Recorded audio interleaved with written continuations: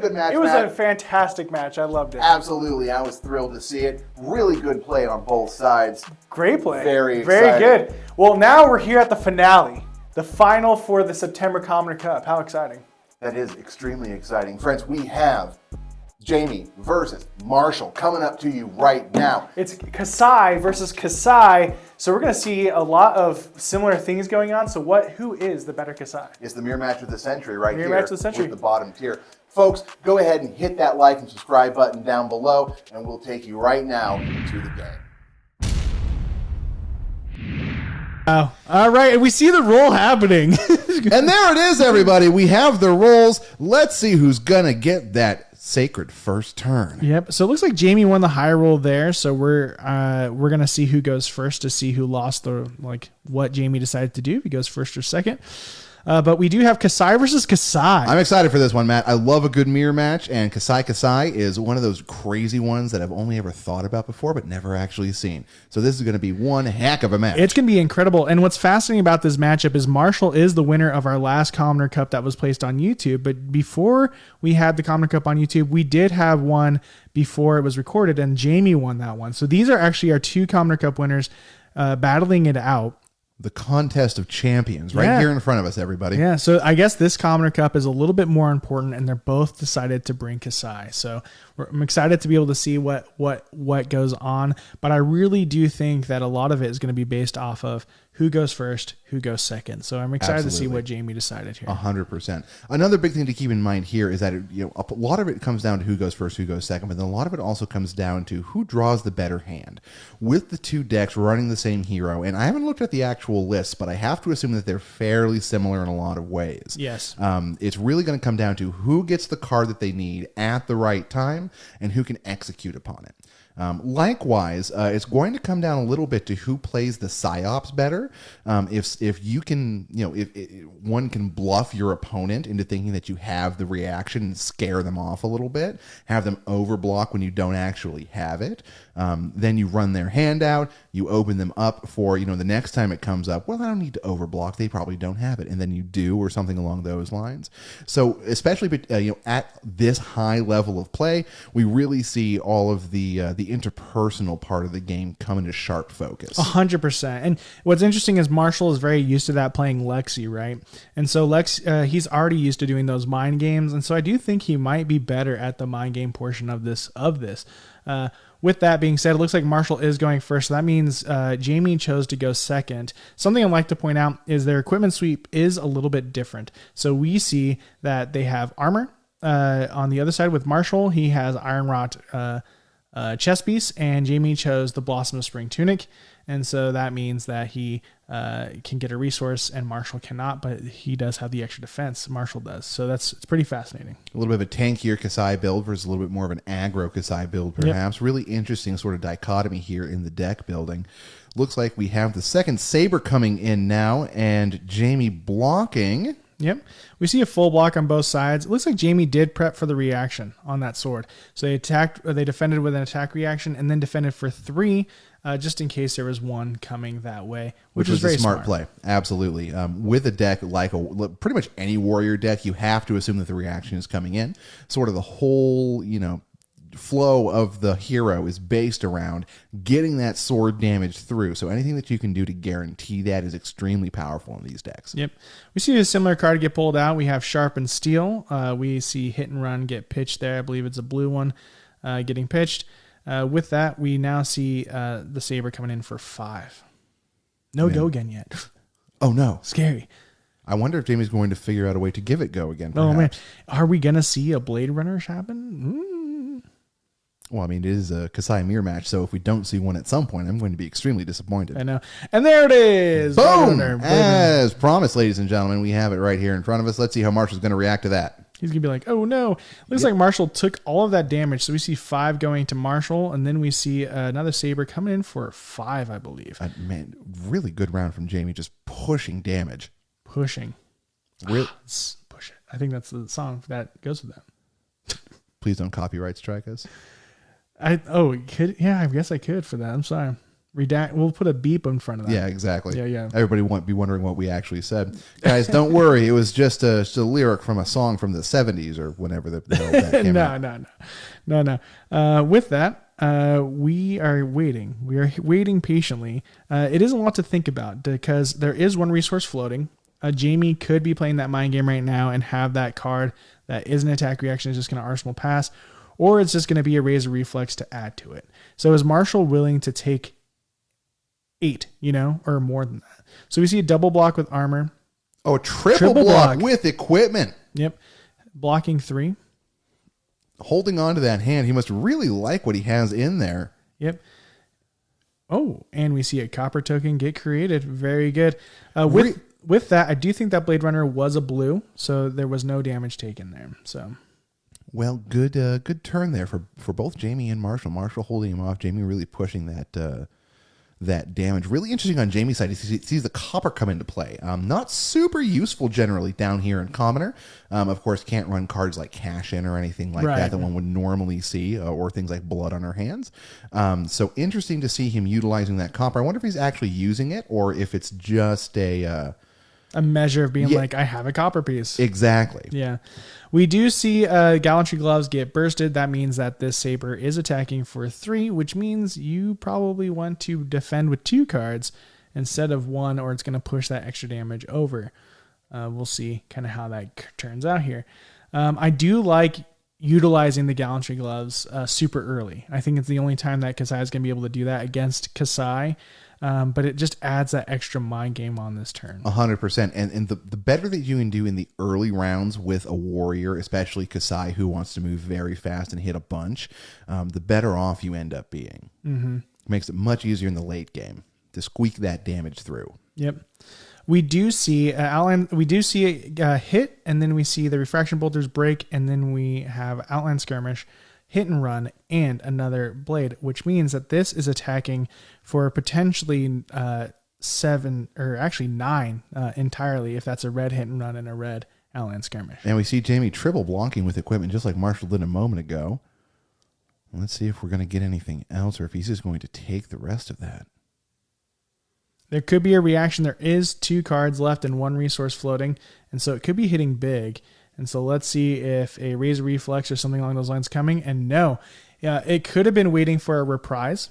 And so that means that Jaime did a smart move there by not playing any cards from hand. Very clever. Yeah. He probably anticipated the reprise over something more like a Razor Reflex. Yeah, for sure. As a warrior, you have access to those cards. So you do need to prep for that. And that's what makes it so interesting is like sometimes you block and you're the one that hurt yourself. Exactly.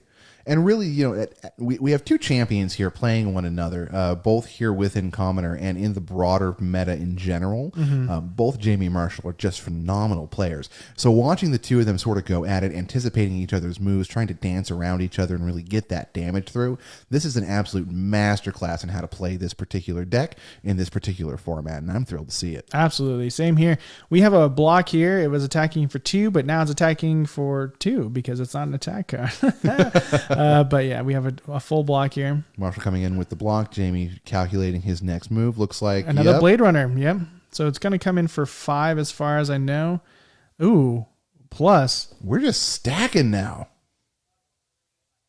Can you make out what that is? Matt, I can't quite see it. Out for Blood is what it looks like. Is it an Out for Blood? Yes, it is. And Out for Blood is played.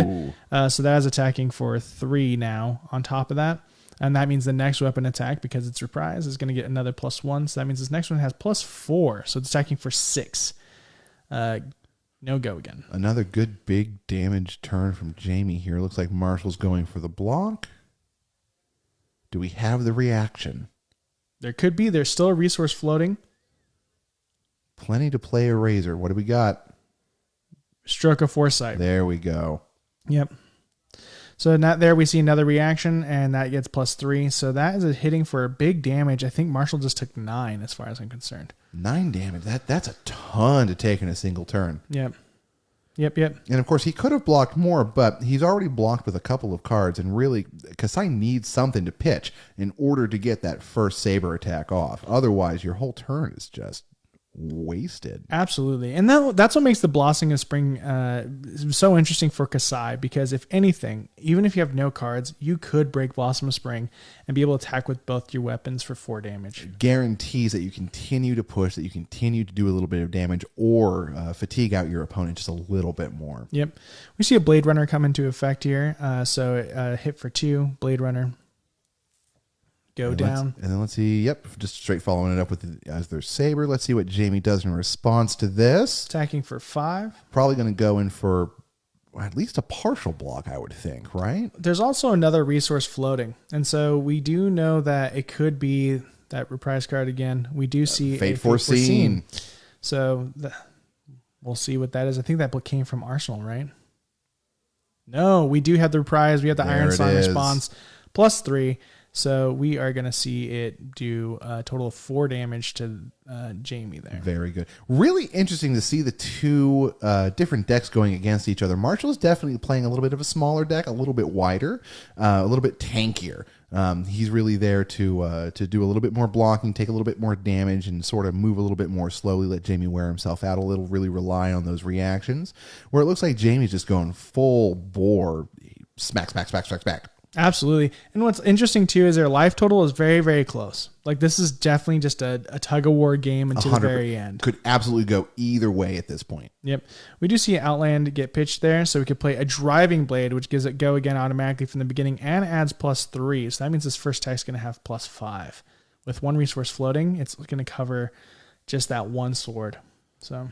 But a good strong opening from Jaime there, and really the two of these people of these guys are just playing at a super high level. We got the pop tunic. Yep, it looks like it was a yellow card that was pitched, so that means that tunic is just purely to get that weapon going. So it's attacking for 5, blocking with the iron rot. Yep, and a sink. There you go. All right, let's see if Marshall resolves that effect. It doesn't look like he's going to. Yep, and Jaime continues on his attack. Yep, Outland, and then another swing, and there's another 5. Big hits. Ooh, Marshall's taking it. Yep. So that means Marshall is probably close to that number. That's that sweet spot. Again, at home, you're going to be more educated on this score than we are because we don't see any pen or paper out there. So the editor, get to work. But with that, from what I gather so far, Marshall is pretty close to near the end, probably around 4 or 5 hit points remaining. That sounds about right. We, of course, are terrible at doing math on the fly, so we're not quite sure where we are. This really was why everybody should just use a digital readout for your life totals. There's a free app on every app store. There's no reason not to have it these days. What's fascinating, though, is as you get into more professional play, you have to, of course, use a book to keep track of it. And so it just makes sense. But for stream purposes in the future, this is definitely a bottom tier top tip for us. We should get a tracker just for this occasion. We really should. There you go. Anyway, back to the game. And big dice. And big dice. Looks like Marshall swinging in with that sword again. With it out for blood on top of it. So that means Jaime took another 3 there. And that means his next weapon attack is going to get +1, which is pretty awesome. If it has go again. It doesn't look like this has go again. So we're going to move to an Arsenal pass, perhaps. There we go. Yep, the Arsenal and the pass. That was a good call from Jaime because it was just kind of like banking on maybe a weapon getting go again. So we'll see. Guess it kind of evens out, to be honest. Here we go. We have the Driving Blade pitch, and then we have a Saber coming in, attacking for 2. No go again yet. But yeah, it's a fairly standard thing of just swing, swing, swing, swing, back and forth. Very straightforward kind of Kassai match. Yeah, Swing the sword, react with the sword, swing the next sword. You and me swinging swords together forever or whatever. I don't know. Yeah, exactly. There's a meme about that or something. Swinging swords together forever. But yeah, I do enjoy like watching this game because you can tell that they're both deep in thought here at the end. They have a lot to consider. So here's an overblock for an attack reaction, which means there may be an overblock for the next one. But that also means that he can't use his refractable to get go again. So he was kind of banking that he wouldn't have the Blade Runner, but we do see it come out here.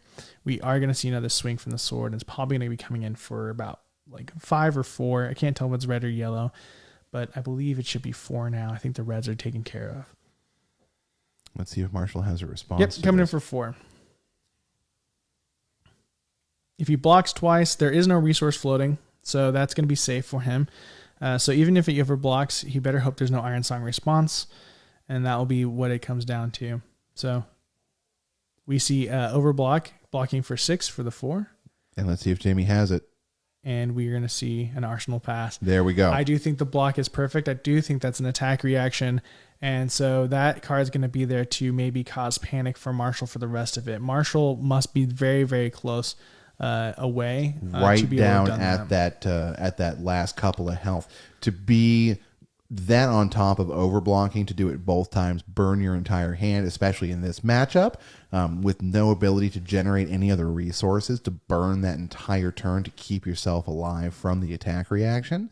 We're moving into the end game here now, my friends, Yep. and we can really see the two of them thinking through every single move, every single possible pagination that the opponent could be doing. We're watching the TCG equivalent of a Grandmaster chess match right now. For sure. We see a 5 coming in. And now Marshall may feel inclined to block here, but he may overblock with 3 cards. And that could be the hope that Jaime does. The reason being is that Refraction Bolter equipment does cause a threat of the go again. And we only see 2-card block for 5, which is pretty risky, which means we could see an attack reaction come out from Arsenal. And we do. looks like it it. was an There it attack is. reaction. Iron Song response, reprise. And a defense reaction. Oh! Sink below. Very Marshall good. coming out clutch with the sink below from hand. Very good. Saving a little bit of life for the rest of it. So there is no go again able to happen from Refraction Bolters unless there is another attack reaction that could be had with a Blade Runner. It looks like Jamie's going for something. We have Stroke of Foresight. And let's see. Nothing, I don't think. I think that pushes over to do about a couple damage, and so we'll see. So that might be it. And that might be it. Refraction Bolters There it for goes. the next swing for 2.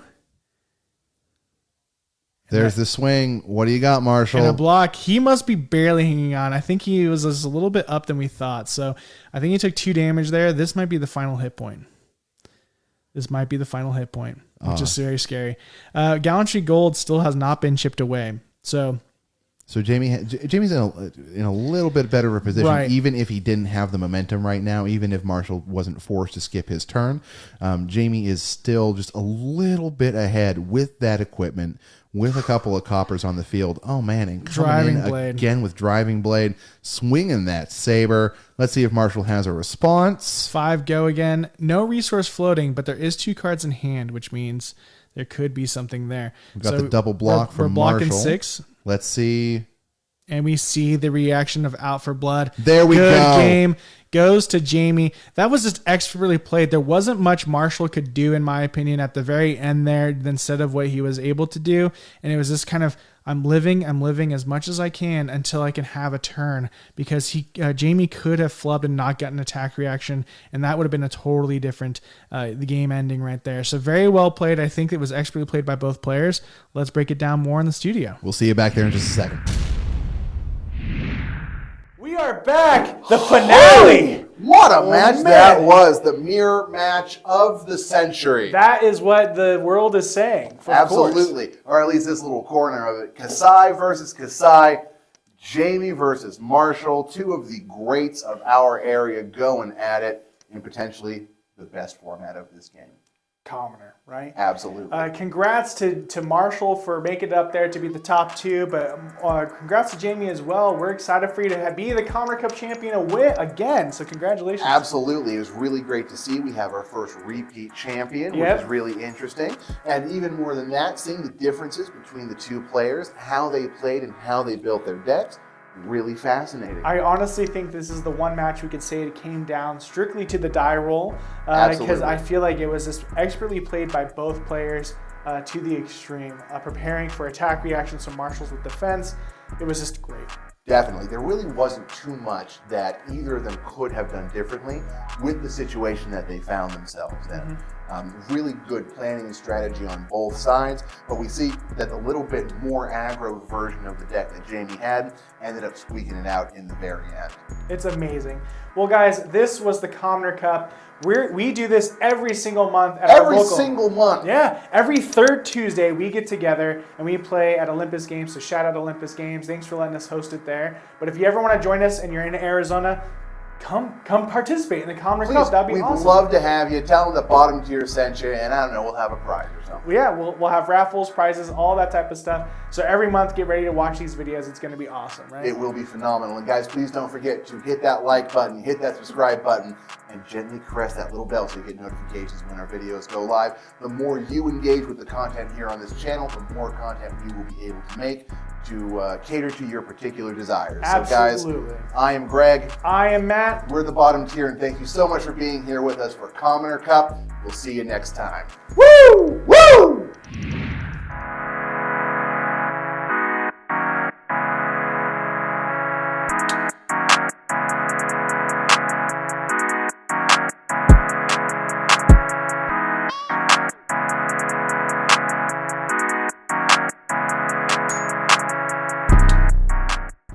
Oh, Kassai here. This is gonna be fun.